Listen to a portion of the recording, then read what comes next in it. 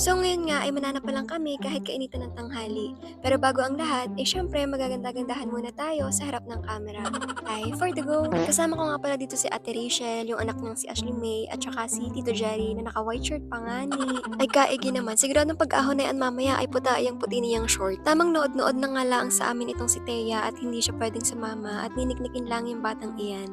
Saka malalim din kasi ang putik at yan ang init. Ay wala naman kaming magagawa rin kasi at tanghali na nga ang low tide o hibas kung tawagin dito sa amin. Matagal na nga rin pala itong video na to na nakatangga sa gallery ko at ngayon ko lang natapos na i-voice over. Nasa 8 minutes kasi ito at parang nauubusan ako lagi ng sasabihin pag nag-o-voice over ako. Ano daw? Ibig kong sabihin ay lagi ako nauubusan ng sasabihin pag nag-voice over ako. Ang hirap pala no, lalo na kung hindi ka pala kwento at matipid ka magsalita. Pero pag mag-o-overthink naman ang daming naiisip. Ay, hindi ganun. Kung makikita nga ninyo ay may mga dala kaming kawit at kutsilyo. Dahil yun ang aming gagamitin paggugulis sa putik para makahanap ng tapalang. Yung paggugulis na sinasabi ko ay yung paggugulis basta ayun, ang hirap kasi i-explain. Yung bagang parang magguguhit-guhit ka sa putik para malaman kung may tapalang na nakabaon sa putik. Ha? Ano daw? Ay basta ayun. Panoodin nyo na lang itong ginagawa ko at iyan yun. Tapos kapag may tumunog ay yun na yun, tapalang na yun. Pero minsan kahit may tumunog, ang nagugulis ay bote, bato, o kaya naman ay shell ng sihi. So ito nga pala yung sihi at kung tawagin dito sa amin ay sihing dapa. Ay wala kayong sihing tihaya? De joke lang po. So heto nga ako, nagrurunong-runungan, galing-galingan. Nakala mo ang dami-dami nang nakukuhan tapalang. Pero alam nyo ba, napakahirap talagang manguha nito. Kasi ang sakit sa balakang. Kasi syempre, nakatungo ka pangunguha. Yung ilang segundo nga lang na nakatungo ka, ang sakit-sakit na sa balakang. Yung pangmatagalan pa kaya dahil naggugulis ka. Kaya masasabi ko na hindi rin talaga madali yung hanap buhay na to. So habang nagbabaybay nga kami, ay nakita namin dito si Ninang Helen. So kung makikita ninyo, ay puno nga ng sasayong kanyang bangka at yun ay kanyang papawidin para ibenta siguro at pangbobong. Yung pamamawid kasi guys ay isa sa mga source of income dito sa Infanta. So ayun nga at nakaka 2 minutes pa lang ako at nauubusan na naman ako ng sasabihin. Ay basta tingnan nyo na lang kung paano ako magulis at manguha ng tapalang. Bali napapaligiran nga pala kami ng sasahan at meron ding bangkawan. Obvious naman na no. Minsan kasi sa ugat ng bangkawan ay maraming boga at nakangiting tapalang. O di ba ga? Sana all nakangiti. Parang ikaw lang habang pinapanood tong vlog ko. Hala huy! So ito nga pala yung ugat ng bangkawan na sinasabi ko. May nakabuga kasi na tapalang kaya kinuha ko na at saka nagpapakuha na rin talaga siya. Nag-hype pa nga sa akin na uy, charot lang. Pag naman nagsalita yung tapalang na yan ay kakaripas talaga ako ng takbo. So malayo-layo na nga palang nababaybay namin at yan palang ang nakukuha namin. Kung makikita nga ninyo ay hanggang tuhod ni Ate Rachel yung putik. Ayan, ang hirap niyang iahon. Napakasakit sa tuhod na para bang nirarayuma ka na. So ito nga at may nakita na naman akong buga. So gayaan yung buga na sinasabi ko.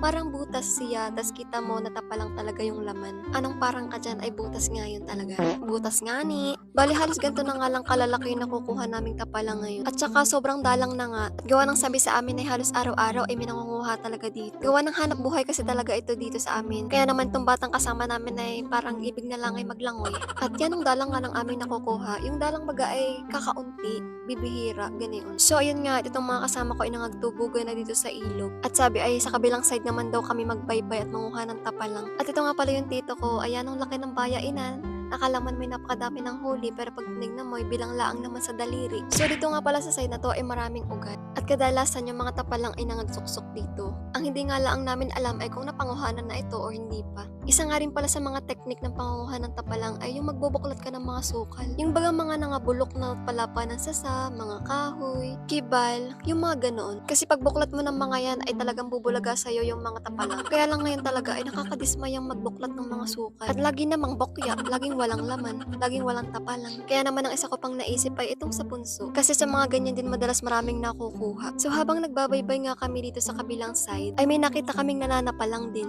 So kilala nga namin yan at yan talaga yung madalas niyang hanap buhay. Kabatchmate ko kasi yan at napakasipag talaga niyan lalo na maglako. Natatawa pa nga ako at sabi nga namin sa kanya ay kaya pala wala na kaming makuha ay nakuha mo na. Pero madalas kasi talaga na siya yung nananapalang dito sa amin. At eto na naman nga kami nagtubog na naman dito sa ilog. So ayan lang ang aming nahuli. 3 pa kami diyan ha. Mga nag-aabala lang talaga. Bali nag-aaya na nga umuwi yung tito ko dahil nga sobrang niknik na tapos wala nga din siyang makuha. Ako naman ine-enjoy ko pa dito sa may ugat dahil nga marami ako nakukuhang mga buga. Tinuruan kasi ako ng pinsan ko dati na mambuga, mangiti, yung bagang iba't ibang teknik para marami kang makuha. Dati kasi guys, ganito yung ginagawa namin ng mga pinsan ko para magkapera kami. Kasi binebenta namin dun sa kapitbahay namin na nagtitinda sa palengke. So para magkapera kami ay nananapalang kami saka hindi naman talaga uso sa amin ang kaartihan noon. Pero pag may kaklase kaming makikita na galing piknikan, eh syempre kanya-kanya tago sa sasahan. Baka sabihin sa amin pagpasok sa school ay, "Huy, nakita kita sa anibongay, nananap pa lang." Tapos alam niyo ba, may pinsan ako na magaling talaga manguha ng tapalang. Alam niyo yung kahit payadak o pagulis, ang galing niya talaga kasi ang dami niyang nakukuha. Hindi pa kami nakakalayo sa bahay namin ay kulang mapuno na agad yung bayainan niyang malaking timba.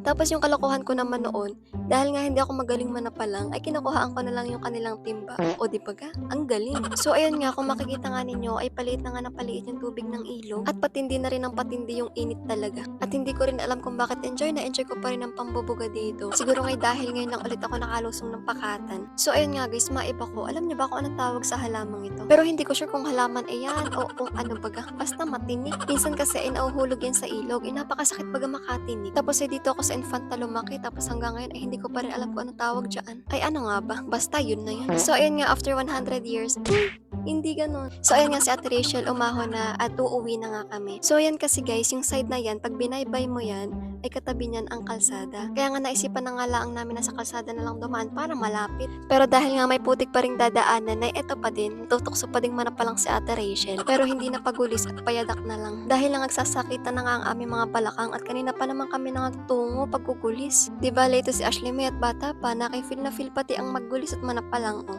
Nakadantay pa yung kanyang siko sa may tuhod. O sige, magpaligsahan kayong mag-ina sa pagyadak, sa paggulis, manguha ng tapalang. Alam nyo guys, nakaka-enjoy naman talaga manguha ng tapalang. Nakakapagod lang talaga. Saka wala rin naman talagang madaling trabaho, diba? So ayun nga, kinat ko na yung ibang video dahil nga wala na akong ibang maisip na sasabihin pa sa voice over ko. Pero kung makikita nyo nga itong dinadaanan namin, ito yung daan patungo doon sa may kalsada dito. Dito na nga namin naisipan dumaan para malapit at saka hindi na kami mahirapan paglalakad. So yung bahay na nakikita nyo, yan ay bahay ni Lola Lita, pinsan ng lolo ko. Buti na nga laang talaga at sementado na yung kalsada dito sa amin, hindi kagaya noon na talagang batuhan. Ayan ang sakit baga sa paa paglalakad. So ayun nga at nakarating na nga kami dito sa kalsada kaya naman ay for the go. So malapit na lang naman na dito talaga yung bahay namin pero parang nag-abala lang talaga kami pananapalang dahil napakaliit na nga ng timba namin, hindi pa namin napuno. Tapos tatlo pa kami doon.